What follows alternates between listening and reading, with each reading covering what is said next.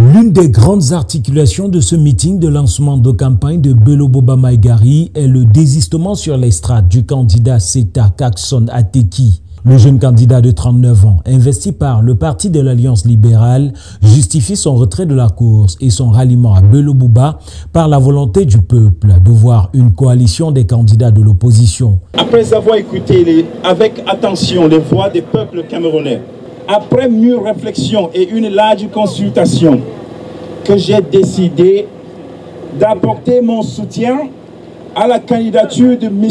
Bello Boba Maïgari. Un ralliement qui regardit l'ancien Premier ministre qui parle désormais de mouvement en marche. Après Yaoundé avec Ateki, il annonce d'autres possibles ralliements à sa candidature et en profite pour appeler les autres candidats à l'élection du 12 octobre prochain à s'unir à lui. L'heure du changement a sonné. Nous venons de recevoir pour ce combat de 15 jours l'appui de mon frère cadet Ateki Kakson en retirant sa candidature pour soutenir la nôtre. Monsieur Ateki vient de poser un acte historique. La formation de la coalition ne fait que commencer.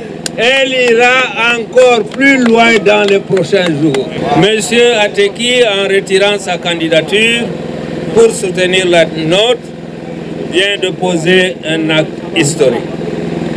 Ce n'est pas seulement un soutien, c'est un signal fort envoyé au régime en place. Nous ne serons plus divisés. Bello Boba promet aussi la formation d'un gouvernement d'union nationale en cas de victoire du mouvement qu'il veut porter. Plus encore, il se positionne comme un homme pétri d'expérience. Ainsi, contrairement à ses détracteurs, il met en avant son passage au gouvernement qui agrandit ses connaissances et son expérience.